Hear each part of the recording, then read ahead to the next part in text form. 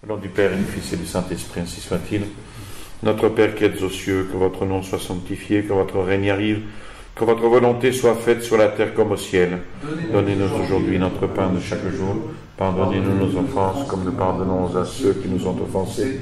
Et ne nous laissez pas succomber à la tentation, mais délivrez-nous du mal, ainsi soit-il.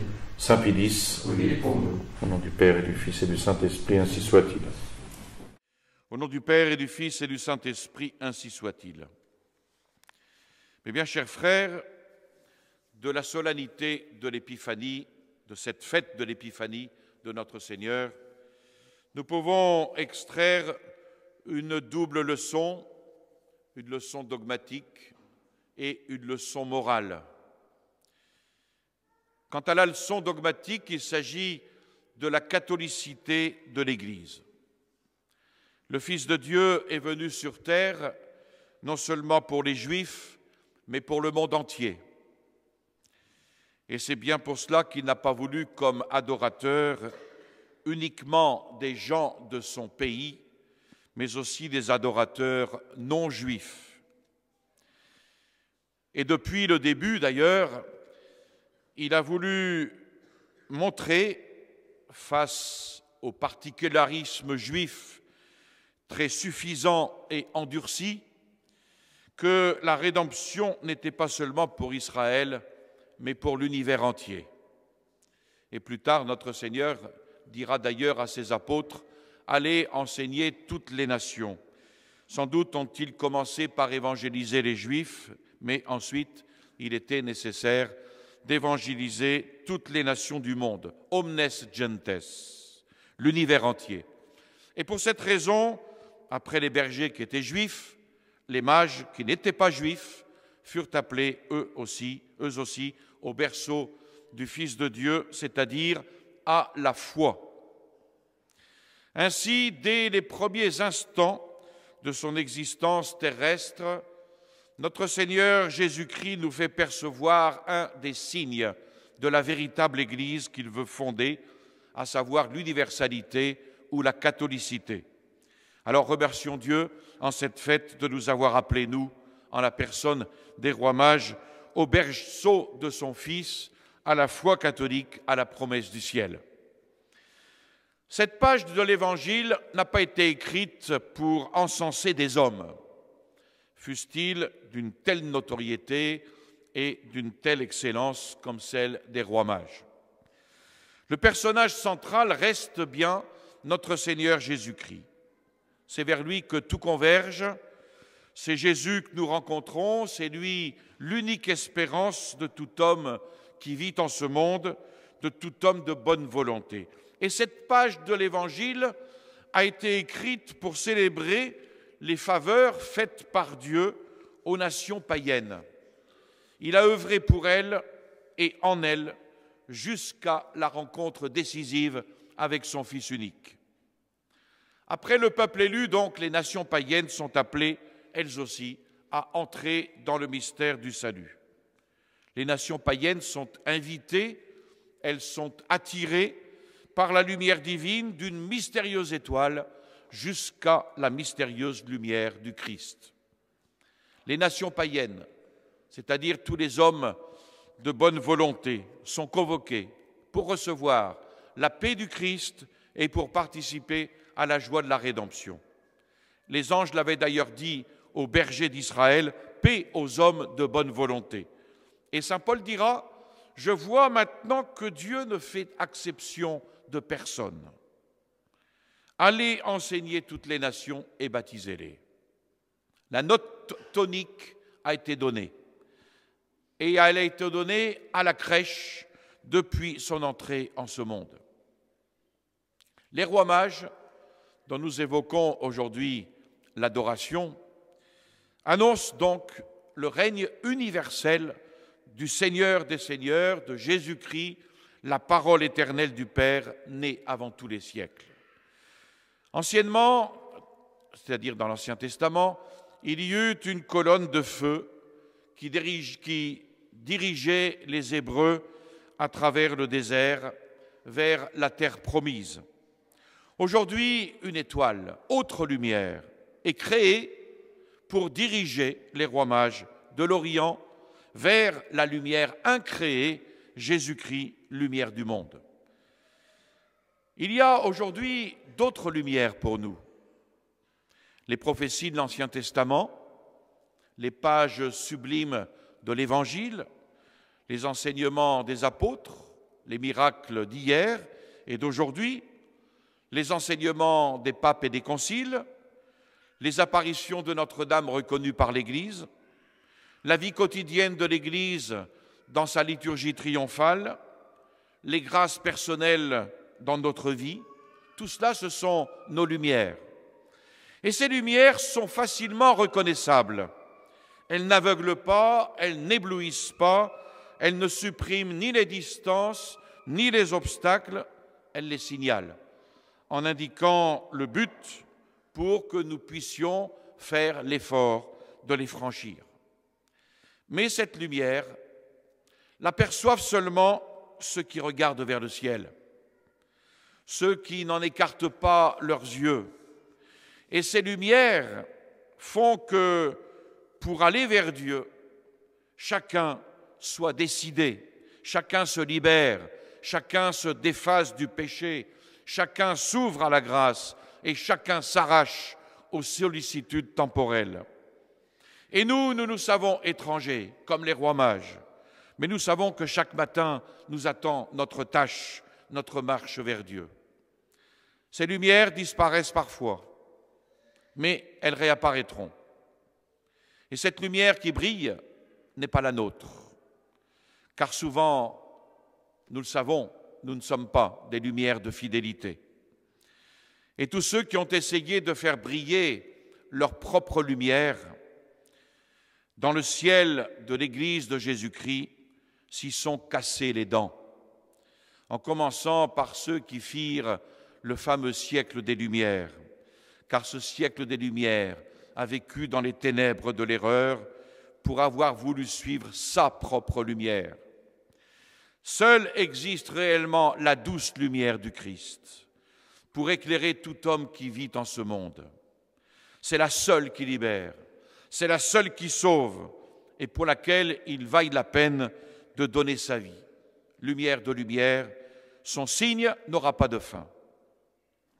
L'autre leçon, c'est une leçon morale, c'est-à-dire la leçon de la fidélité des rois mages à la grâce. Si ces rois n'avaient pas obéi, s'ils n'avaient pas suivi l'étoile, ils n'auraient pas rencontré notre Seigneur Jésus-Christ. Et pour obéir au signe, en l'occurrence l'étoile, nous savons qu'ils durent affronter une grande quantité de difficultés.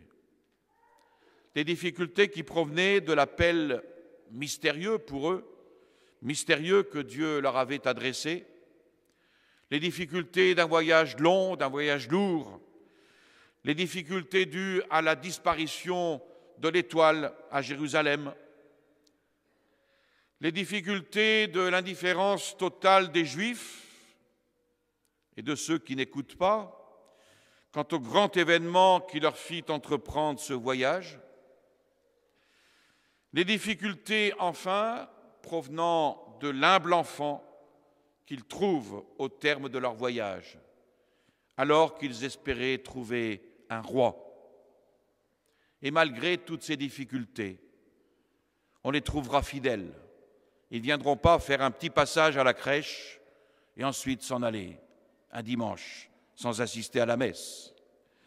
Malgré toutes ces difficultés, on les trouvera donc fidèles. À aucun moment, leur foi ne va vaciller. Exemple pour nous, exemple dans le chemin de notre foi. Et c'est pour cela que l'Église nous le propose, cet exemple. Comme eux, sur le chemin qui nous conduit à Jésus-Christ, nous devons être pleins de cette foi, de cette confiance inébranlable. Et si, pour suivre l'étoile, c'est-à-dire la grâce de notre Seigneur et avec elle les différents moyens qu'il utilise pour parler à notre cœur, si nous rencontrons des difficultés, alors, comme les rois mages, nous saurons remplir nos âmes de générosité. La fidélité des rois mages est tout entière dans un mot. Où est-il, ce roi des Juifs qui vient de naître? Nous avons vu son étoile en Orient et nous sommes venus pour l'adorer. Voilà la parole de la foi. Voilà la parole d'une âme fidèle. La foi a répondu à ce langage de Dieu, le langage de cette manifestation qu'est l'Épiphanie. Les mages se sont levés, ils ont cru. Quant aux Juifs, ils sont restés sourds, malgré l'étoile qu'ils possédaient. L'étoile brillante, c'est-à-dire la révélation de la Sainte Écriture qu'ils approfondissaient et qui était leur vie nationale. Vidimus et venimus. Nous avons vu et nous sommes venus. Alors, rien ne les forçait, rien ne forçait les mages à venir, mais d'aussi loin qu'ils l'ont vu, ils se sont levés. La foi est bien une lumière pour l'intelligence. Elle est aussi un don de Dieu. Il suffit à l'âme de voir et elle vient, avec promptitude, disposition simple, empressement du cœur. Voilà la parole de l'âme chrétienne. Nous avons vu et nous sommes venus. Nous sommes venus tout entiers, avec tout ce que nous avons et tout ce que nous sommes. Il nous a suffi de voir et nous sommes venus. Or, c'est curieux, si on cherche en notre Seigneur, n'a-t-il pas dit une parole qui semble en contradiction avec ces mots?